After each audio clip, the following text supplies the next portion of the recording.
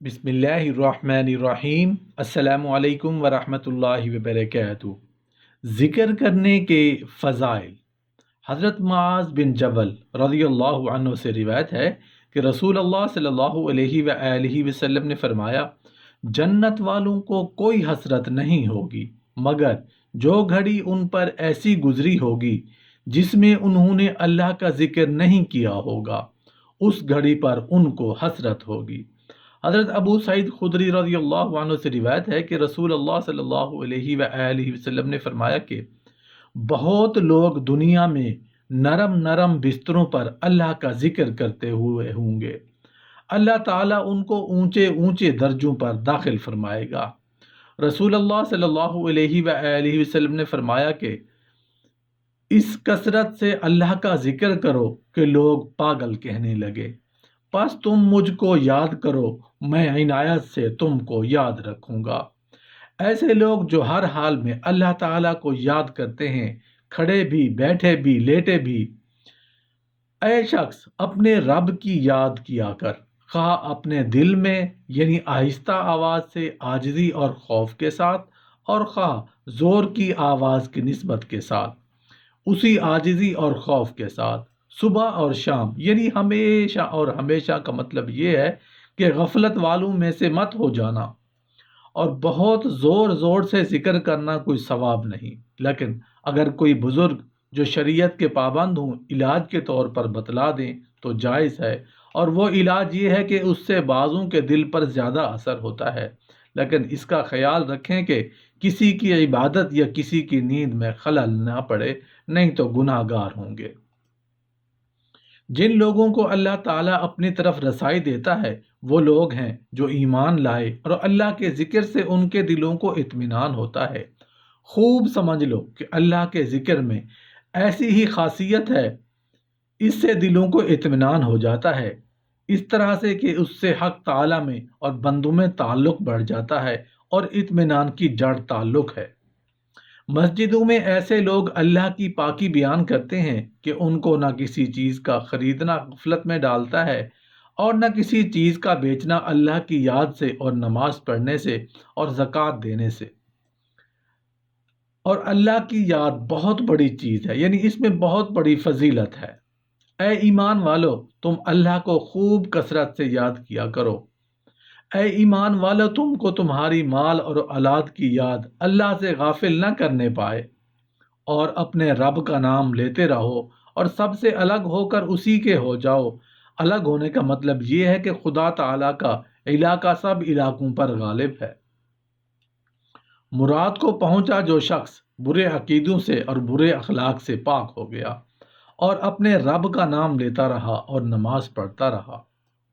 हज़रत अबू सईद रज़ियल्लाहु अन्हु से रिवायत करते हैं कि रसूल अल्लाह सल्लल्लाहु अलैहि वसल्लम ने फरमाया, जो लोग अल्लाह ताला का जिक्र करने के लिए बैठें उनको फरिश्ते घेर लेते हैं और उन पर खुदा की रहमत छा जाती है और उन पर चैन की कैफियत उतरती है। हज़रत अबू मूसा रज़ियल्लाहु अन्हु से रिवायत है कि रसूल अल्लाह सल्लल्लाहु अलैहि वसल्लम ने फरमाया, जो शख्स अपने परवरदिगार का जिक्र करता हो और जो शख्स जिक्र ना करता हो, उनकी हालत जिंदा और मुर्दा की सी है। यानी पहला शख्स मिसल जिंदा के है और दूसरा मिसल मुर्दा के, क्योंकि रूह की जिंदगी भी अल्लाह की याद है, ये ना तो रूह मुर्दा है।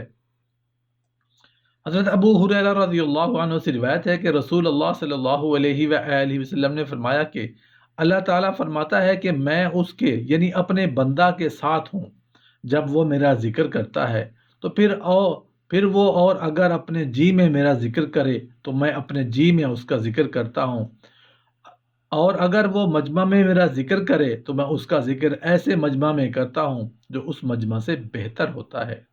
यानी फरिश्तों और पैगंबरों के मजमा में अल्लाह ताला के जी का ये मतलब नहीं कि जैसा हमारा जी, बल्कि मतलब ये है कि उस याद को किसी को खबर नहीं होती, जैसे दूसरी हालत में मजमा को खबर हो गई और वहाँ के मजमा का यहाँ के मजमा से अच्छा होना। इसका मतलब ये है कि इस मजमा के ज़्यादा शख्स उस मजमा के ज़्यादा शख्सों से अच्छे होते हैं।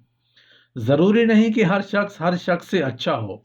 अगर दुनिया में कोई मजमा जिक्र का ऐसा हो جس میں رسول اللہ صلی اللہ علیہ وآلہ وسلم تشریف رکھتے ہوں، جیسا کہ آپ صلی اللہ علیہ وآلہ وسلم کے زمانہ میں تھا، تو کسی فرشتہ یا پیغمبر کا حضور صلی اللہ علیہ وآلہ وسلم سے افضل ہونا لازم نہیں ہوگا۔ حضرت انس رضی اللہ عنہ روایت کرتے ہیں کہ رسول اللہ صلی اللہ علیہ وآلہ وسلم نے فرمایا، جب تم جنت کے باغوں میں سے گزرا کرو تو اس کے میوے منہ چٹ کھایا کرو۔ لوگوں نے عرض کیا، جنت کے باغ کیا ہیں؟ آپ صلی اللہ علیہ وآلہ وسلم نے فرمایا، ذکر کے حلقے اور مجمع۔ حضرت ابو ہریرہ رضی اللہ عنہ سے روایت ہے کہ جو کسی جگہ لیٹے جس میں اللہ کا ذکر نہ کرے، اللہ کی طرف سے اس پر گھاٹا ہوگا۔ عبداللہ بن بصر رضی اللہ عنہ سے روایت ہے کہ ایک شخص نے عرض کیا کہ یا رسول اللہ صلی اللہ علیہ وآلہ وسلم، اسلام کے شرعی اعمال مجھ پر بہت سے ہو گئے۔ مراد نفلی اعمال ہیں، کیونکہ تاکیدی اعمال تو بہت نہیں، مطلب یہ کہ ثواب کے کام اتنے ہیں کہ سب کا یاد رکھنا اور عمل کرنا بہت مشکل ہے۔ اس لیے آپ صلی اللہ علیہ وآلہ وسلم مجھ کو کوئی ایسی چیز بتلا دیجئے کہ اس کا پابند ہو جاؤں اور وہ سب کے بدلہ میں کافی ہو جائے۔ تو آپ صلی اللہ علیہ وآلہ وسلم نے فرمایا، اس کی پابندی کر لو کہ تمہاری زبان ہمیشہ اللہ کے ذکر سے تر رہے۔ ابو سعید خدری رضی اللہ عنہ سے روایت ہے کہ رسول اللہ صلی اللہ علیہ وآلہ وسلم سے سوال کیا گیا، بندوں میں سب سے افضل اور قیامت کے دن اللہ کے نزدیک سب سے برتر کون ہے؟ آپ صلی اللہ علیہ وآلہ وسلم نے فرمایا، جو مرد کثرت سے اللہ کا ذکر کرنے والے ہیں اور جو عورتیں اس کثرت سے ذکر کرنے والی ہیں۔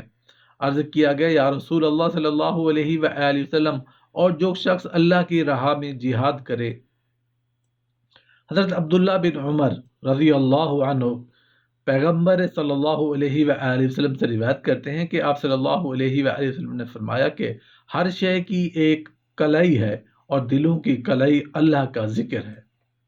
حضرت ابن عباس رضی اللہ عنہ سے روایت ہے کہ رسول اللہ صلی اللہ علیہ وآلہ وسلم نے فرمایا، شیطان آدمی کے قلب پر چمٹا ہوا بیٹھا رہتا ہے، جب وہ اللہ کا ذکر کرتا ہے تو وہ ہٹ جاتا ہے، اور جب یاد سے غافل ہوتا ہے تو وسوسہ ڈالنے لگتا ہے۔ ابن عمر رضی اللہ عنہ سے روایت ہے کہ رسول اللہ صلی اللہ علیہ وآلہ وسلم نے فرمایا، ذکر اللہ کے سوا بہت کلام مت کیا کرو، کیونکہ ذکر اللہ کے سوا بہت کلام کرنا قلب میں سختی پیدا کرتا ہے، قلب کو سخت کر دیتا ہے، اور سب سے زیادہ اللہ سے دور وہ قلب ہے جس میں سختی ہو۔ اللہ تعالی ہم سب کو اپنے دلوں کو، اپنی زبانوں کو ذکر سے آباد اور شاد فرمائے، آمین یا رب العالمین۔